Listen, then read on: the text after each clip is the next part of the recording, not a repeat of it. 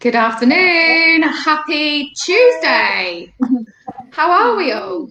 Woo! Good? Good. Good. Well, this Good. is all a bit strange. It's a Tuesday, it's 12:30, and we're just going live. So this is all a bit weird for us because this is a brand new session we're doing today.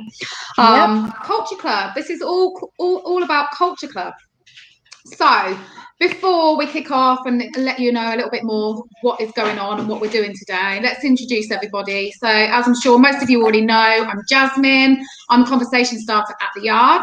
I'm joined this afternoon by the lovely Georgia. Good afternoon, Georgia. Good afternoon, Jasmin. How are you doing today? I'm doing really good, thank you. How are you? I'm brilliant. I'm sunshine. I'm Casper today. I think we're all sunshine today. The weather is just glorious out there. I can't wait to get out and sit in it and get myself maybe a little bit of a suntan. I feel like that's what we've been missing this for a long time with this pandemic. We need to get in the sun and get a suntan. So hopefully today's the day. Right, we've also got the lovely Laurel. Good afternoon, Laurel. She's a volunteer at the Yard for us. How are you? I'm okay. You? You're good. Yeah, I'm all good, thank you.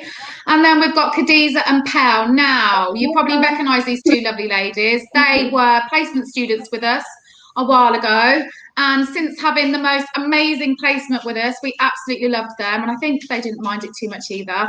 They've now moved over to the volunteer section of our organisation, which is amazing. So how are you both ladies today? You all right? Yeah, I'm doing good. Yeah. Good. Awesome. It's so lovely to see your faces and see you again today. It's been a few weeks since I've seen you. I've been missing you. Glad to be back. You're never going to get away from us now. So we're always getting back to do different things for us. So this afternoon, this is Culture Club. This is the first one we've ever held, actually. So why are we doing a Culture Club? How did we come up with this idea? Thinking why are we doing one of these? Let me tell you. So, for those of you that follow us a bit more online and see some of the bits and bobs we've been doing over the last few months, we hold something on a Wednesday afternoon called a community circle, which actually our next one is tomorrow.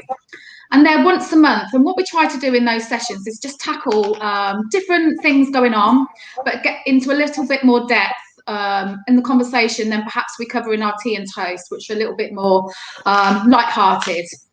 So right back in, I think it was January, wasn't it, Georgia, when we did a tea and toast on loneliness? I'm not tea and toast, community circle. Community circle on loneliness, and we were joined by the lovely Sophia, I believe, who is the curator educator. And we decided from that something that would be really nice is to have a sort of club every sort of quarter, I think we said, where we would come together and learn about different people's cultures. And we were just absolutely blessed to have two people who are our students at the time, who come from these amazing cultures. So they're going to share them with us today. We're so, it couldn't have been better placed or better work that these two were there and we're doing a culture club. It was as though it was meant to be. So Pel and Khadiza have been kind enough to say that they'd come on today and just tell us a bit about their cultures. I'm sure there's a lot of people like me out there that don't know an awful lot. Sometimes it makes you feel like you're a bit ignorant, you don't know, but sometimes we just don't have those opportunities to learn. So I think this is a really good opportunity to learn a bit more about other people's cultures and just to share different ways of life that we all live. Because I think it's really interesting and it's really important because we have such a diverse community and people in our world these days, whether that be your workplace or your uni.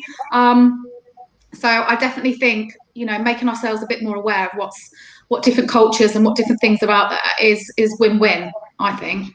Yeah, and it's also really interesting to, talk about or think about what is a culture, and kind of dissect that a little bit more. Like, what would you say, like, English culture is, Jasmin? Do you know what? I don't know. That's a really, really tricky question. What would you say English culture is? Rain. I'd say maybe. I was going to say fish and chips, cup of tea, queuing, writing stern letters, writing letters of complaint, drinking kicking tea. off. Yeah. Drinking tea, yeah. Although obviously tea is not in and of itself English, but that's a whole other colonial conversation, isn't it? For like another day. But yeah, drinking tea. Where so I have a few friends from like around the world, and I'm sure Laurel that you do as well, like online and all that kind of stuff. And for some reason, they always think that in England we all wear top hats. Top hats we all drink tea. We all wear top hats. We all drink tea. We eat biscuits, fish and chips, and we're just constantly in rain. Which I mean, isn't too far from the truth, is it? Really? No, I mean, apart from the top hat, I'd go with all of that. To be honest, I don't actually own a top hat. I guess that comes from. You know, like when you go abroad and you say to someone, "Oh, where are you from?" You say England, and they're like, "Oh, is that anywhere near London?" Because everyone thinks you live near London if you live in England or you're from England. How many times I've been asked that? I know, it's quite funny, isn't it? So I suppose they've got this image in their heads of, back in the olden days with the top hat, and it was all very prim and proper. So yeah, it's funny. So Bianca just said, sorry, I'm just going to say English culture, Sunday dinner, stiff upper lip, tea drinking, royal family, suits. Yeah, definitely. Yeah. Yeah, I was going to say, and I think it's like funny because England is such a small country in comparison to many others. Like, for instance, in America, you could probably fit England within the United States. Like, how many times? Like, so many times. So when they say, do you live near London? Even if you live 3 hours away from London, that's still close to them. Because if you lived in New York and you were talking about, like, I don't know, California, and that's like thousands of miles, isn't it? Yeah. So I guess 3 hours probably isn't that far away, and I mean we're an hour away, aren't we? Yeah. So they probably think that's like like a morning commute. Like that's what they do every day to get to work. Yeah. Well, I just say yes now anyway. If someone says, "Oh, do you live?" Yeah, I live near London. Yeah. Like you say, an hour away, and people do commute to London to work. I've got friends who do go to London every day. I mean, I wouldn't want to do that commute every day, to be honest. But people do. People do from where I live as well. It's just in 55 minutes in the train, you're there. Yeah, definitely. Yeah. Oh, another side. Yeah. NHS and also green spaces. Yeah, I agree, Bianca. To be fair, like this is why it's so interesting to sort of dissect what it means for culture, because my initial thoughts are fish and chips, whereas Bianca, her initial thoughts are our National Health Service, which I think is a lot more accurate than just but that's why it's different opinions, isn't it? And it's different experiences. I tell you another thing that I think would probably maybe be part of our culture: afternoon tea. Oh, that's a very English thing, having afternoon tea. Yeah, scones and your little really pretty setup. How you say scones? Scones. I say scones. Do you say? Do you eat like jam and then cream, or cream and then jam? You have to put the jam on first, then the cream, because if you don't, you spoil the cream. I put the cream on first and then the jam. I put the cream on first and then the jam. But it's an actual debate. Like it's a literal. Is it Cornish? One of them's like Cornish, and the other one's. What's the other one? Don't know. One of them's Cornish and one of them's another thing. And then, like, I remember my mum and my mum's friend having like a genuine debate, like a genuine argument about which one goes on first. And mum was going, no, it goes cream and then jam. And her it's Devon and Cornwall. No, it's jam and then, Devon and Cornwall, that's it.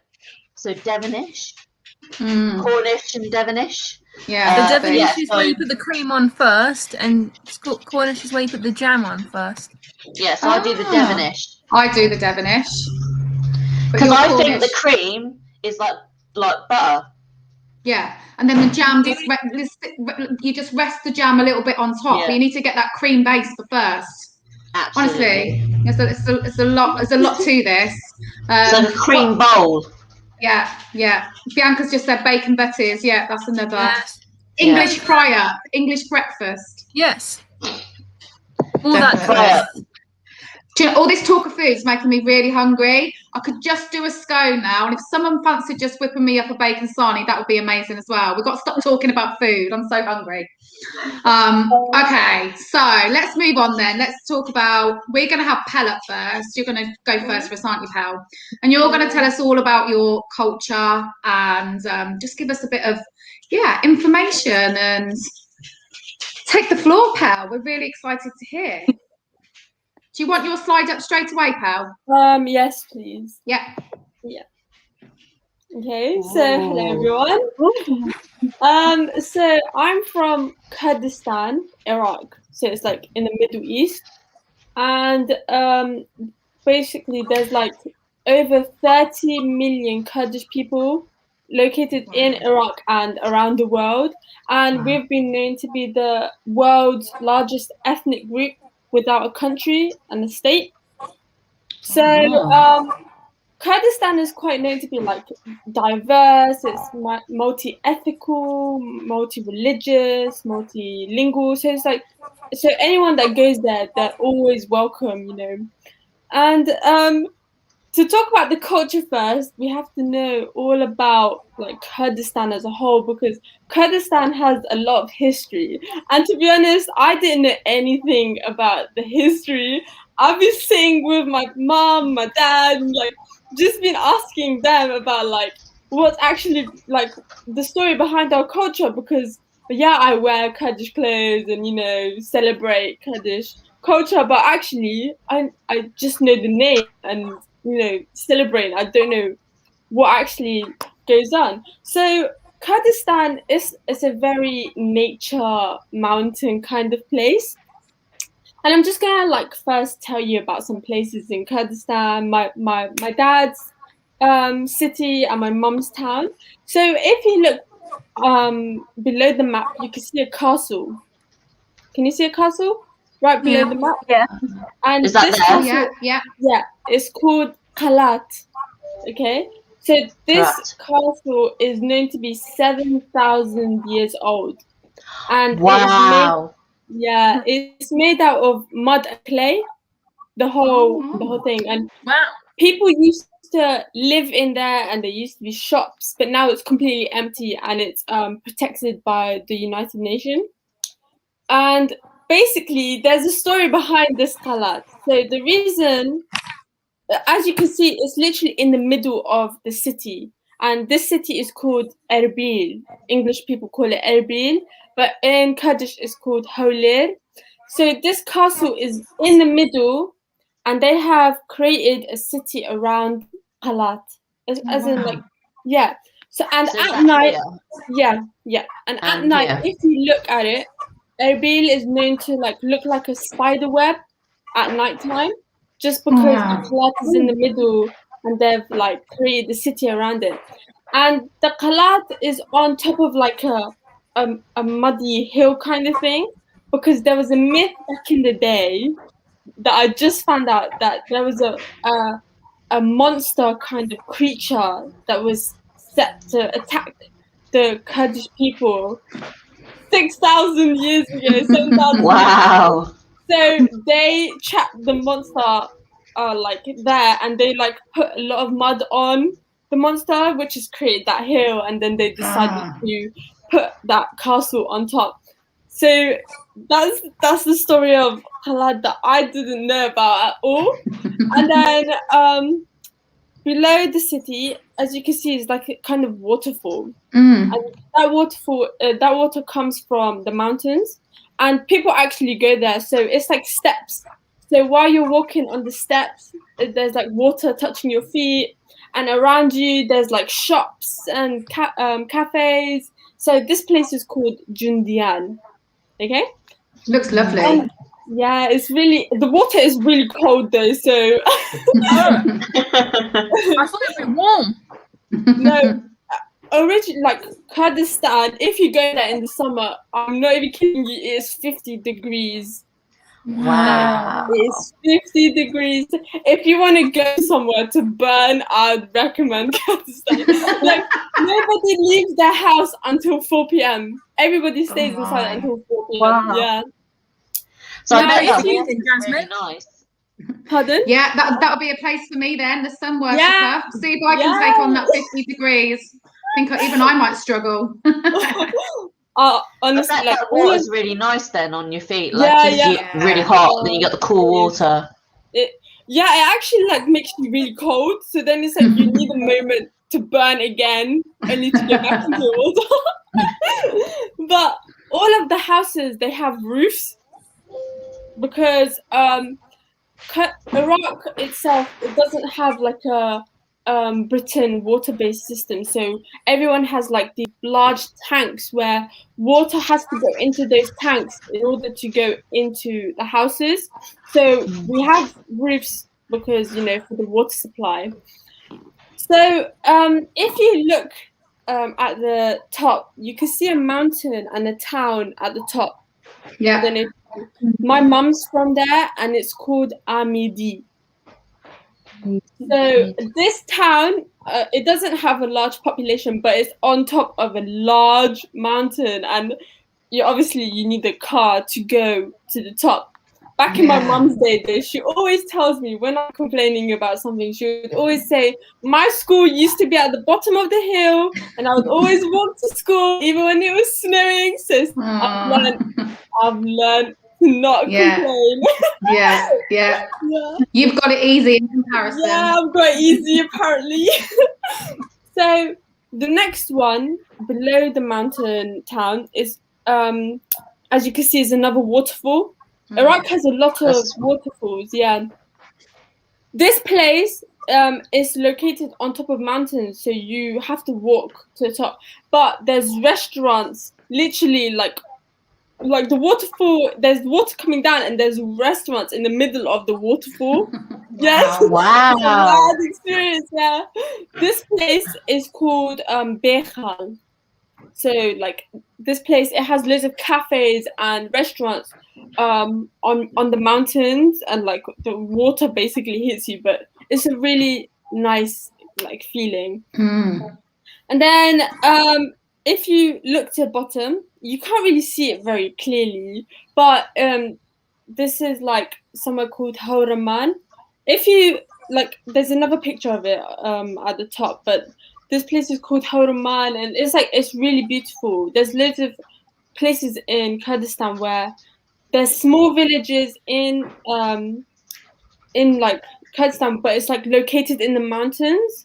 But there's like water going in between them, and they're surrounded by nature. It's really beautiful, but I'm not a very village kind of person.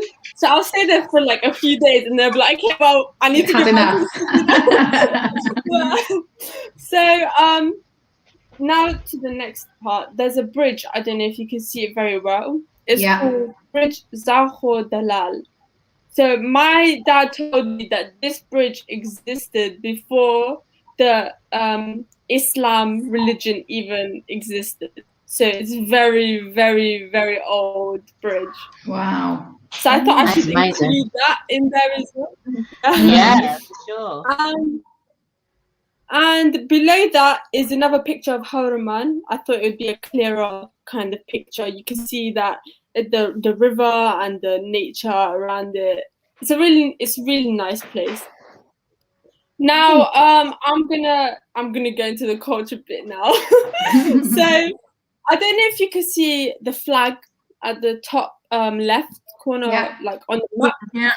So this flag, it actually, like, each color has a meaning, and the sun in the middle has a symbol.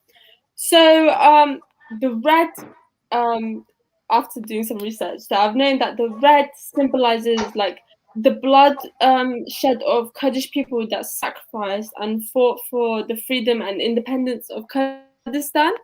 So that's what the red stands for. The white represents peace and equality. The green represents like the nature, the landscape of Kurdistan. So, just to appreciate it. And the yellow is actually like a sun, and it has 21 like points, and this is to represent the Kurdish New Year and the springtime that's celebrated on the 21st of March known as Nowruz. So Nowruz means new day in Kurdish. Like Roj literally means day. Roj. Okay? Gosh. So this day is basically like a celebration of winter coming to an end and, you know, spring starting, so people can start like harvesting and, you know, it's like Kurdish people see spring as like a new life, you know, like a restart in life. Mm-hmm. And on Nowruz, like bonfires are lit, people go up on mountains, they like fires, families all gather, literally like if you all live far away from your family, you're like, you call your family like, right, we're going there on this day, let's all meet, and the whole family comes. And Kurdish people, like in Kurdistan, like families are so big. I have over 100 and something cousins that I know of. Wow. Wow. It is a big family. So That's mental. Yeah, it is sometimes a headache, but just trying to remember all their names would trouble me. So would you get like, so if you went to this place, it would be like your whole family, like the 100 or so cousins and aunties and uncles and grandparents and all that? Yeah. Wow. Everyone, cousins, aunties, uncles, grandparents, parents, everyone, like, so everyone needs to bring their own food, and we have to just find somewhere that is big enough to fit every car and every child, adult. Yeah, so I bet you have some good parties though.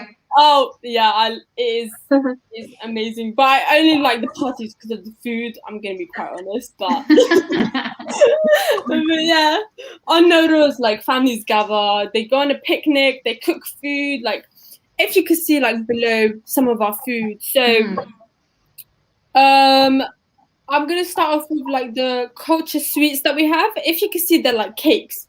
I don't know if you can see. We have actually a traditional, and beside it, it's like the traditional technique that the older generation used to close these cakes. And I've watched my mum do it, and she does it so fast. It's like they twist the top, and I'm like, I will never in 100 years know how to do that. So I'll just leave it to you, mum. So people bring loads of that. And then below you can see like food. If you can like look below, there's like a leaf kind of dish. It's like at the bottom. This is called dolma in my dad's dialect. And in my mum's dialect, it's called iprach.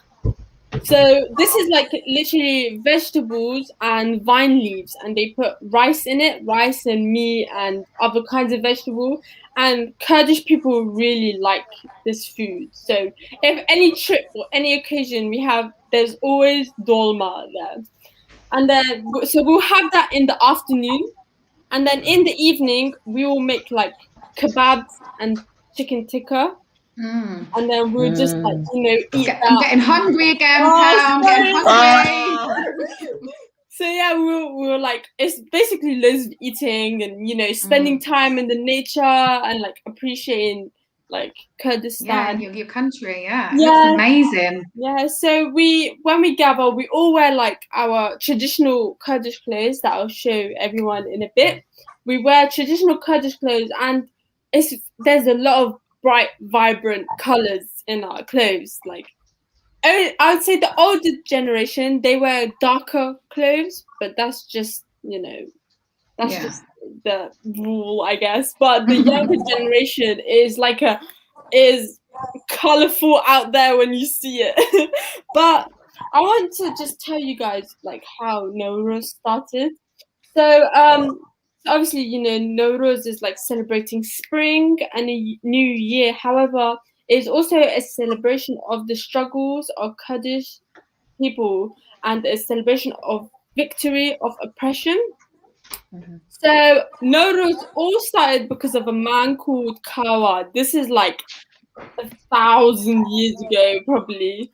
And basically, Kurdistan had an evil king called King Ajdihak, I think his name was. I can't pronounce some words, sorry. And it was known that this man, this king, he was very unjust he was a very injustice person. Like, he was a horrible man, and because of this man, people in Kurdistan say that they never saw spring while this man was king, because he had such a dark aura. So there was no light, there was no spring. It was very miserable.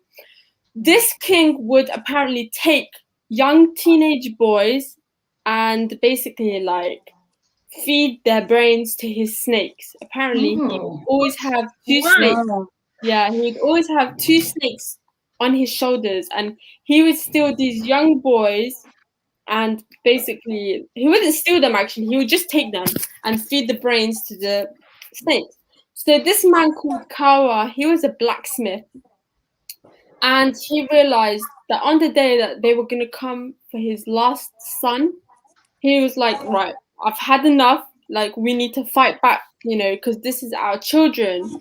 So he encouraged the people around in his community to stand up against this man, and they went to his castle and they fought for their freedom, you know, all the pain, everything. And after like finding victory, this man Kawa, he went on top of the castle and he lit a fire to announce, we've found our freedom, you know, like, our children are safe, like, we no longer have to deal with this king, you know. And because of this, this is all a myth. Because of what this Kawa man did, apparently on the next day, which was 21st of March, people saw spring again.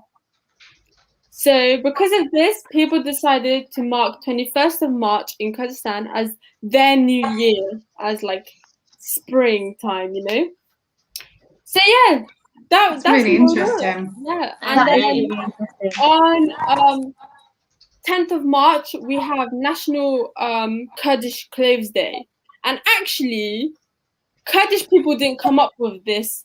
It was actually, like, I'm sure you guys have known of this man called Saddam Hussein. He decided to wear Kurdish clothes one day, and he stood on top of a mountain, and because of that, they decided to mark 10th of March as National Kurdish Day. Wow. So yeah, I don't know, would you like me to show you guys the clothes now? Yes, give us a little twirl. Give us a quick twirl now. She looks so beautiful. 1 second. Okay, right. Let me see if I've done this correctly. Okay. Yay! Wow. Oh, that's beautiful. Yes. The colour's just stunning. Yeah, the arms look so cool. So with these clothes, we actually wear quite heavy, big gold. But, you know, I'm living in the UK. I don't think it's quite convenient. But, like, for example, like, this is fake, but we'll wear belts like this. So they go like gorgeous. Oh, I love it. That looks so cool. This is like this is what, like, I'd say older people wear, because this is a bit heavy and gold. I'm not gonna lie. So this is like we wear belts with these clothes, like heavy belts, and also like this is like a traditional necklace that the old. Oh wow! Yeah, that's stunning. So all of these are like in gold, and then we just like wear it. And I guess you could say like gold is a part of our culture as well. Yeah. So if you ever decide to visit Kurdistan and you see people wearing gold, it's it's like gold, gold is very known in Kurdistan. But yeah, that was Pel, that was brilliant. Well done, you. Honestly, that was so insightful, and you managed to cover so many different aspects of your culture. I found that really, really interesting. Thank you so much for doing that. It actually makes me feel like I want to go and visit Kurdistan now. Yes. I mean, you're gonna have to hook me up with your cousins to where to go and whatnot, and go and party with them, because it sounds absolutely brilliant. Thank you. Yeah, thank you so much for doing that, Pel. That's so good. So we'll move on to Khadiza now, and then if we have any questions, we'll just go through them at the end. Is that all right with everyone? Yeah. Cool. Come on then, Khadiza. Hit us up with your... just wait for Georgia to put your thing up, and then here we go. Here we go. Woohoo! Okay, so before I talk about the images, I'd just like to give like a background information of like one of our most important events. But I am Bengali, and my parents were born in Bangladesh, which is a country in South Asia, and then moved here and soon after had me. But the event that I'm talking about is the Bangladesh Independence War, which is in 1971. A couple of days ago, we actually celebrated 50 years of independence on the 26th of March.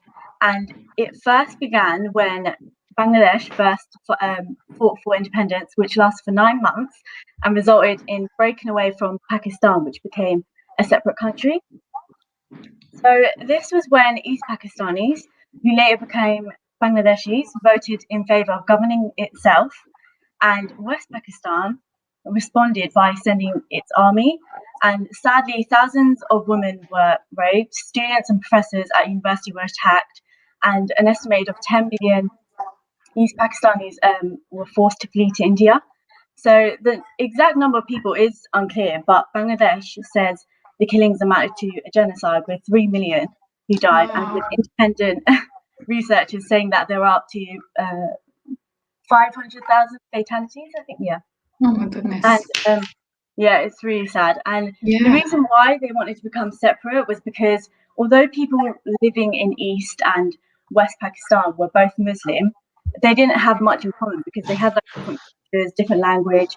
They had like a different alphabet as well. And it wasn't just this, but over time, people living in East Pakistan, who later became Bangladeshis, began to feel like more and more controlled by the government in West Pakistan. So they also felt like they were being discriminated with when it came to giving resources and facilities. Because in 1970, there was a cyclone in East Pakistan causing a lot of damage and the death of 500,000 people. But then the central government of Pakistan was accused of being slow to respond, and it caused like further resentment. So during the war, India invaded in support of East Pakistan, and soon after, East Pakistan became an independent country of Bangladesh, officially having its status as an independent nation recognized on the 16th of December 1971. So the flag, I think if you scroll up, there's like a flag top. Yeah. So the disc on the flag, I think this is quite similar to what Pel said. It actually represents like the sun rising over Bengal, but it's also the blood of those who died for independence of Bangladesh. And the green banner stands for the lushness of land of Bangladesh and the eternal youth of Bangladeshis. But yeah, this day, it's really important for Bengali people, and it's like usually celebrated with families and like relative and like local community. Like we get like food and like we have music and wear traditional clothes like I'm wearing now. And there's also some pictures in there of me wearing traditional clothes. Like there's one like as you see, there's one that's blue, and I'm in it's called a sari. I think that one.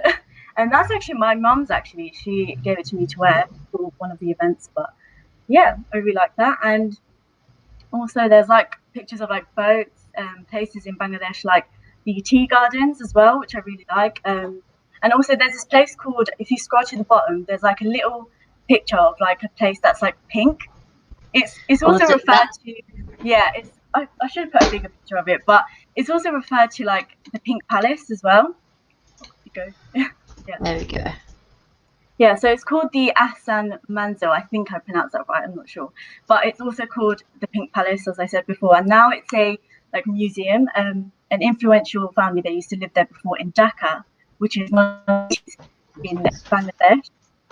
And I really liked it. I haven't visited it yet, but I'd like to go there because I mean it's pretty and it's pink as well. So I'd like to go there.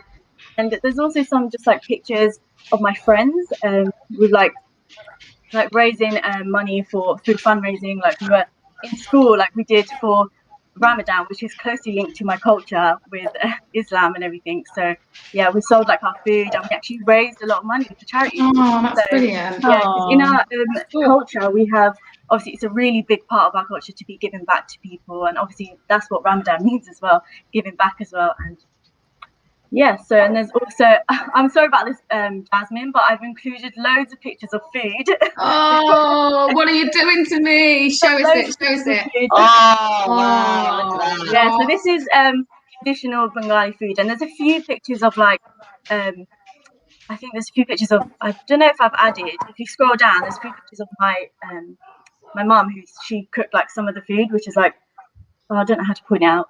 It's one of the ones at the bottom in the middle, and then there's one that's got samosas on it, and it's like in a little tin thing, yeah, and then the one next to it as well. But oh my god, I love like, a samosa. Yeah, there's stuff like biryani, which if you scroll up, yeah, so there's the first one, that's biryani, and there's stuff like egg curries, there's chicken curry, there's like prawn, fish curry, there's a lot of stuff. My mouth is actually watering. Yeah, so then there's so good. Then there's roti. It's like a wrap, but we call it roti, and you can literally have that with like anything. You can have it with curry, you can have it with like dal, which is the yellow like lentil soup, and we call it dal in Bengali. And then also samosas as well. They're also my favorite, Jasmine. You can't beat a good samosa. Yeah, I really like samosas because you can have like chicken ones, you can have like the filling could be like vegetable, it could be like meat, or it can even be like lentil as well, like mixed lentil. It's really cool. Oh, that all looks absolutely amazing. Yeah, and also I want some now. But yeah, there's also like boras. It's like a mix of like lentil and like onion and chilies. It's like a side dish thing, but yeah, I really want that as well. And then there's a couple of dishes, as I said before, that mum made. Like, actually, my dad made the prawn curry that's next to the one that I said before with the little samosas, that one. Yeah. So that's actually something my mum actually just packed for my dad during Ramadan, because he obviously has to work still during Ramadan, and she like gives him like sometimes like every time she'll give him like different things. It's like a mix of stuff like chicken, samosas, biryani, and stuff like that. And at the bottom, that's cool. There's like a little bit of like there's a mixed variety of like dishes that my mum does at lunch. Like she usually gets a bit of everything. Like you can see there's like fish curry, there's some rice, there's dal as well, the yellow looking thing. But yeah, and there's also some desserts at the bottom as well. So there's like the desserts are amazing. But like one of my favorites is the on the bottom left hand corner, which is called Roshmalai. We say it like that, but it's really good. It's really sweet, and you can actually buy it in Tesco's. So what is it? It's called Roshmalai. I could put it in the chat if that's possible. Just put like. Is it ice cream?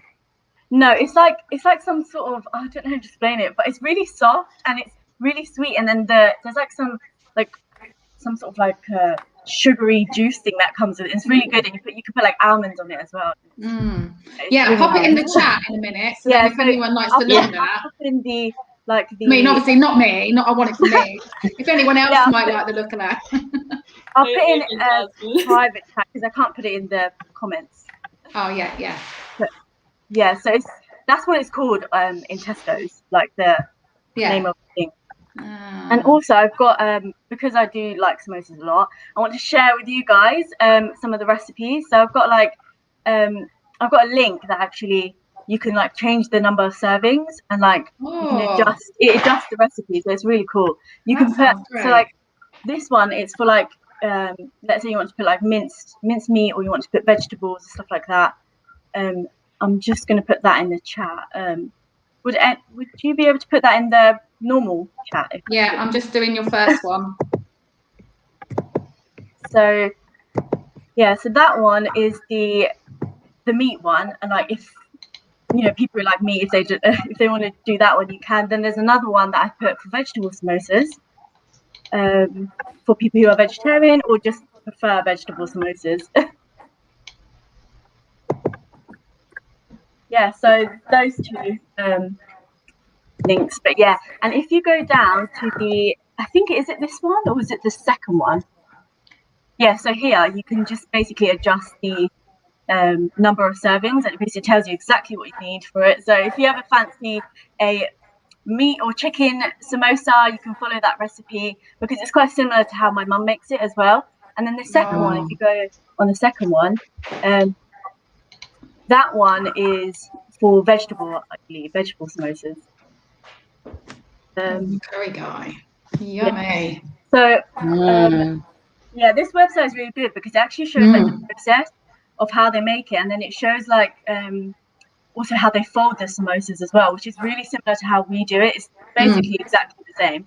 But yeah, during Ramadan, like we make thousands of them because they go quickly. Oh, I bet they do. Make a lot and then freeze them because like, they're really Moorish, aren't they? They're one of them little things. They're so Moorish. You have one and you're like, oh, just one more. Yeah, you just get addicted. But yeah, that's how they fold it, and it turns like that in the end. But yeah, it's really good. It's amazing. Yeah. Khadiza, can you give us a little twirl of your traditional outfit, please? Because we'd love to see that.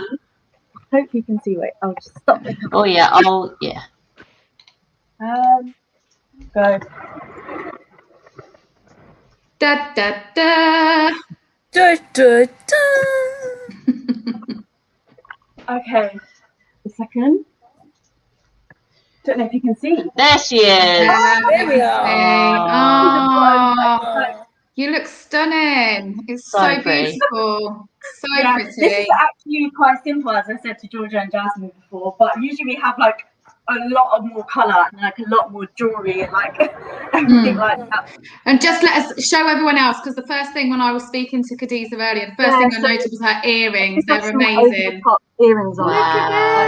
Wow. Look at them. Although they must be heavy on your ears. Do they get quite heavy? There's some that, so these ones, like you can actually get, some are heavy, but then there's one that look heavy, but it's they don't. really light.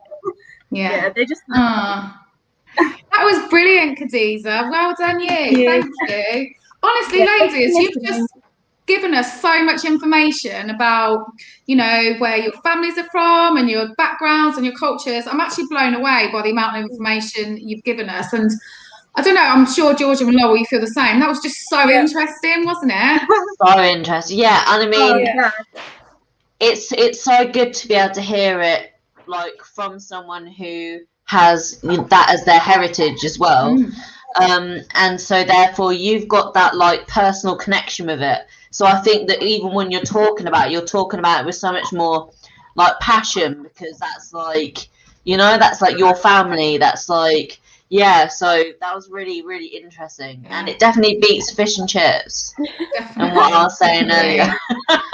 Now, all that we want to know now is when are we coming around your house to actually test some of this stuff? It's all very well taunting us with it today. Come round your Eid, we have all of this stuff. Oh yes, we're coming. We're coming. Also, what Ramadan is like next week, next 2 weeks. So you know that's when the food starts. We're going. Oh, well, ladies, before we shoot off, has anyone got any questions they want to ask Pel or Khadiza? I think you've pretty much covered everything. I definitely want to learn like one word. Okay. One word. Any specific word? Just any word that you know, really. Wait, I'll try and find a fun word. Wait there. She's getting her mum. Mum! Mum! I need a funny word. Khadiza, do you know any? Oh, are you ready now, pal? Oh, I think Khadiza's getting her mum as well. Mum! My mum's going to say something incredible. Are you guys ready? Yes. Okay, yeah. Hi, Mum.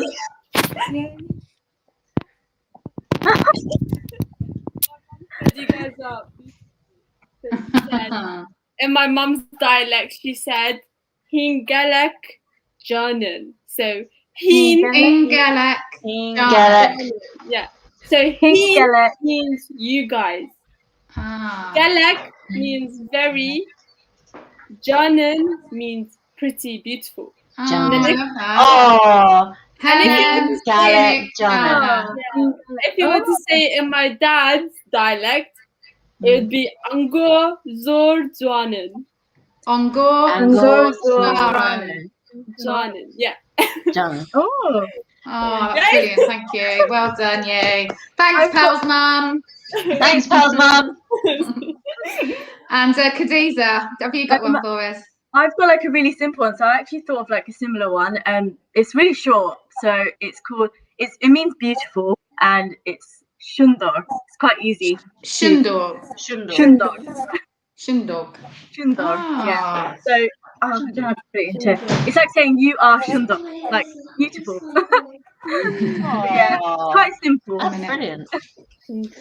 Well, ladies, that was so lovely to do this morning. Our very first culture club, and I don't think we could have kicked it off any better than we did with having you two. So thank you so much for letting us in and learning and teaching us a bit all about your culture. We all really loved it, and we've had so many comments and whatnot. I think lots of people are going to be really enjoying that. So thank you so much.